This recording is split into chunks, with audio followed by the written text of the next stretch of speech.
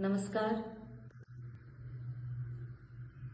હવે આ જે ભાજપ સરકાર છે એમનું માનસિક સંતુલન ખોવાઈ ગયું છે, કેમ કે એમના જે મોટા મોટા કૌભાંડો છે ને, અને ચેતરભાઈએ જે કાઢેલા, તો હવે ચેતરભાઈને જેલમાં મૂકી રાખવા માટે એ લોકો કેવા કેવા ષડયંત્ર રચે છે.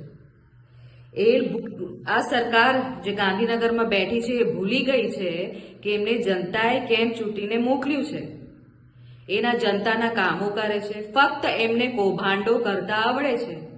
મનરેગાના કૌભાંડો હોય, શિષ્યવૃત્તિના કૌભાંડો હોય, બસ કરોડોમાં કૌભાંડો કરીને કેવી રીતે પોતાના ખાતા ભરે અને વિદેશોમાં મિલકતો વસાવે, આ બીજેપીની સરકાર અને એમના કાર્યકર્તાઓ મંત્રીઓને એટલું જ આવડે છે.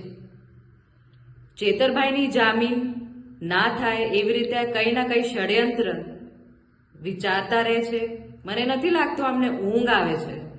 એ બસ ચેતરભાઈને કેવી રીતે હેરાન કરીએ, એ અમારા કૌભાંડો કેવી રીતે કાઢ્યા, એમની હિંમત કેવી રીતે થઈ, આ જ વિચારીને આજે ભાજપ સરકાર છે ફક્ત તારીખો પર તારીખ અને તારીખો પર તારીખ જ લેવામાં